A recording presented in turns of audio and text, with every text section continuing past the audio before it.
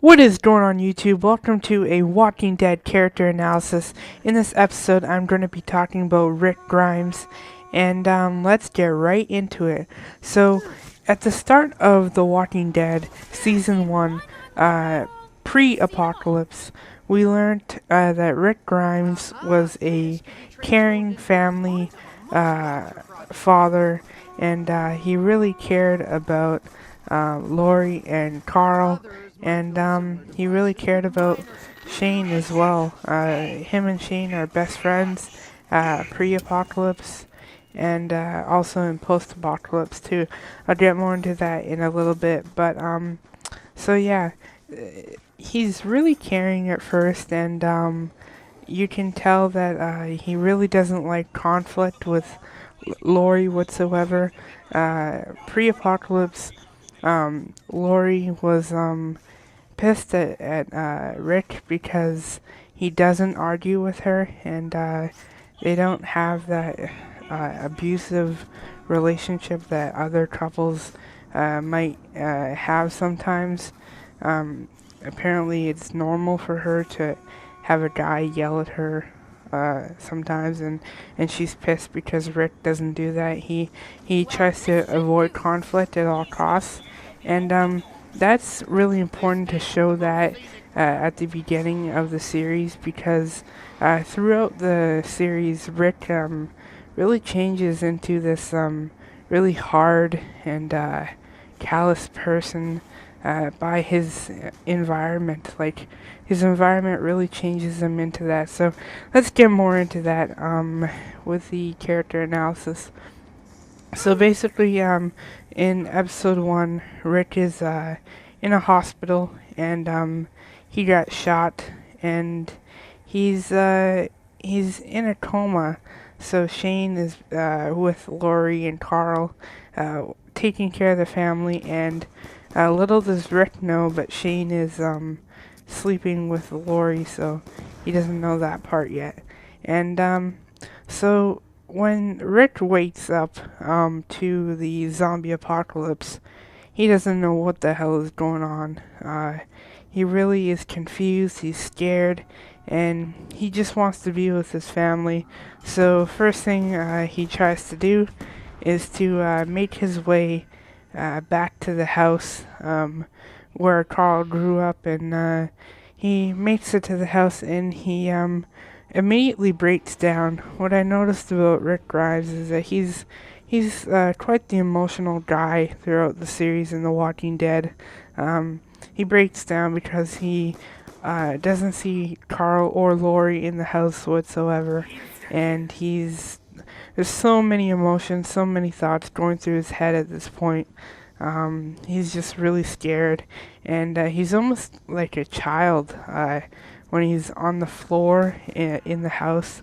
He's just crying, and he's really like all alone, and he wants to find his family, and then after a while, he looks around the house and he realizes, hey, all the family photos are gone.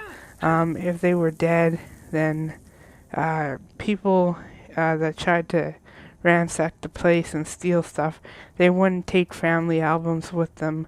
They're of no value to them. So basically, he figured out that Carl and Lori were still alive, and then he goes outside for a brief moment outside his place, and the next door neighbor's place is totally taken over and by Morgan and his son.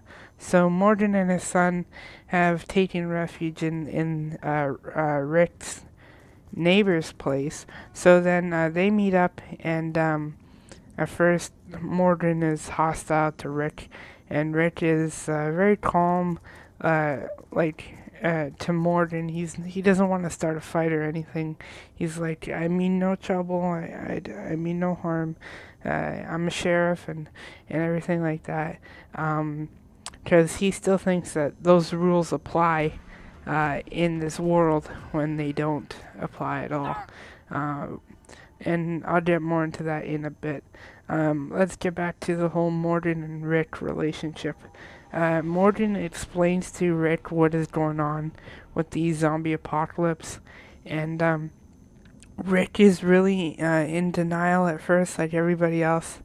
And gradually, when the season continues, he gets a bigger or greater understanding of what is going on with the apocalypse, and he walks into this one place trying to look for gas, and I guess he finds these bodies that were on the floor, and apparently this husband killed his wife and then shot himself in the face, and then wrote on the wall.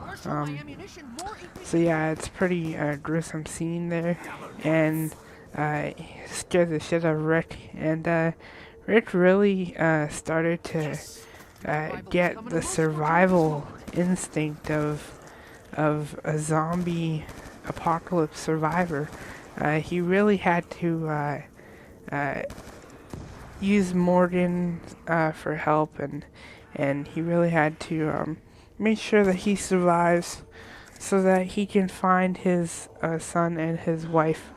And eventually he meets up with Glenn when he makes his way into town, and Glenn introduces him to the rest of the group, and then while they're in the city, Rick really he really sees his first sight of a horde of zombies. It scares the shit out of him once again.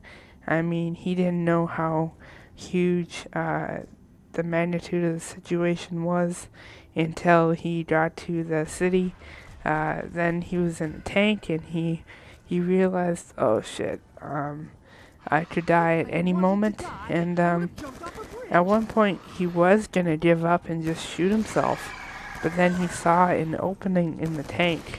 Like, he really was brought to his breaking point in the tank scene, because he was really ready to give up Lori and Carl and everything else and just kill himself. And like I said, he went into the tank anyway, and that's where Glenn contacted him for the first time. And when he met up with the group and everything, he really assumed the leadership role, I would say, quite quickly. I think it was after Merle said those comments to T-Dog and everything, and then Rick arrested Merle and left him on the roof. I think that's when people were starting to see Rick's leadership, and they took him in. They took him back to the camp, and that was the first sign of Rick being a leader. He's not the full-fledged leader yet.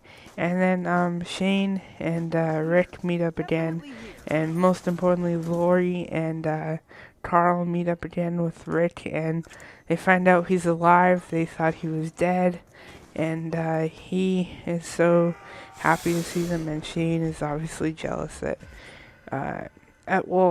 Shane, at one point he's happy, but at the same time he's jealous that Rick is alive and he's not with Lori and Rick is, and all that stuff. So and then I think the really shocking moment that really changed Rick and his character would probably have to be the scene when Carl gets shot, and so Rick, this is fast forwarding a lot, but we fast forward to Rick is out with Carl and Shane looking for Sophia, and Carl gets shot, and right before that, Rick asks for a sign from God to just tell him if he's doing the right thing leading this group, because he's a leader, but at the same time he doesn't even know if he's leading them properly. He's questioning his own leadership, and so that's an early sign right there that that's a dangerous warning sign that his leadership might be questioned by the whole group in the future, because he's even questioning his own leadership, questioning if he's doing the right thing leading this group.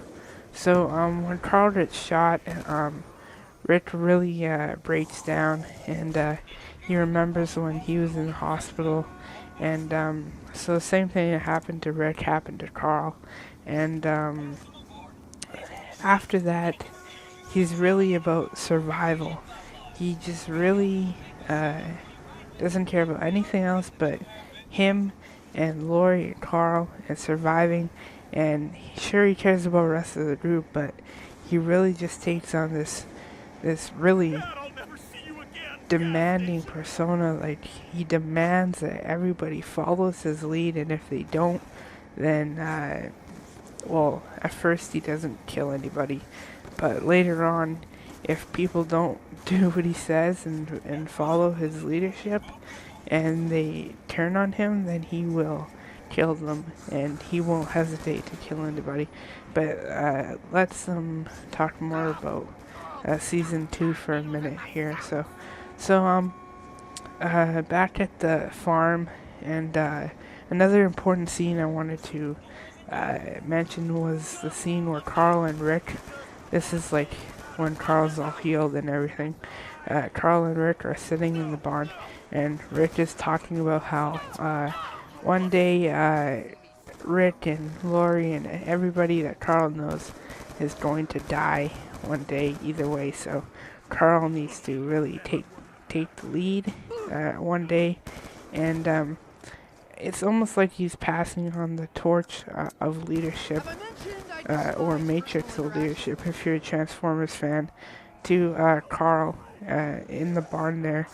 And after that, Rick really becomes hardened, especially in season 3. I mean, season 3 is the worst season for Rick.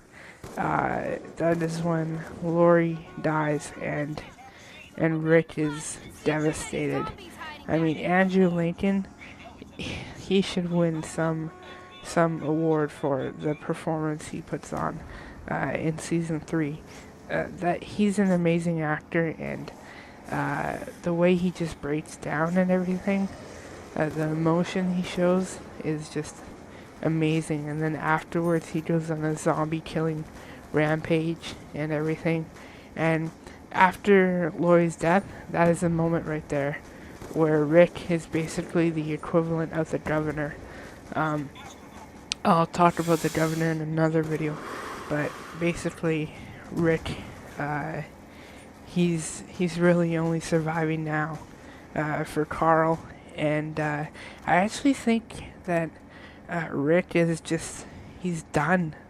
I really think he's done. Like, I think Carl can take care of himself now and survive on his own. And Rick, I don't think he cares about anything, really. I mean, Lori's dead, and what, like, he cares about Carl and his daughter, but who knows if it's even his daughter. It could be Shane's daughter, you never know. So, yeah, season 3, one of the hardest seasons for Rick. It really changed him and hardened him as a person, and only time will tell what he will do from now on. The mid-season finale, yeah, he was pretty much like the governor, so it'll be interesting to see if they kill him off in the future, or what they do with him. It'll be interesting to see if the group will turn on each other or not, because I don't see this ending well for anyone, especially Rick. I mean, there's no fairy tale ending in The Walking Dead, which is why it is one of the greatest shows ever. And I don't see this ending well, like I said, for any of them. And that's just my take on Rick Grimes and his character and how he's developed in the past 3 seasons.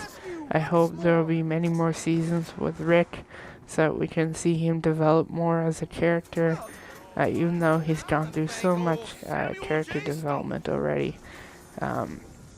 It'd be nice to like tie it all up at the end or something. I don't know if he were to die or anything, then I don't know. I want him to kind of come back as a zombified Rick, but I wonder if he'd be like a king zombie or something. I wonder if he'd, I don't know, just be possessed to the point where, like, before he died, he was so angry that he's like the king of the zombies and he leads the zombies. I'm crazy, I know. I'm crazy, but still, that'd be kind of cool to see that. Just like an extremely pissed off Rick, and then he just goes on a zombie eating rampage or something and kills the whole group. Or I don't know. I don't know. I anything could happen in Walking Dead. I haven't read the comic book, but I just want to say thank you guys so much for watching the video. And if you like these character analysis, I will have more on my channel. Peace out, guys. I will see you in my next video. Peace.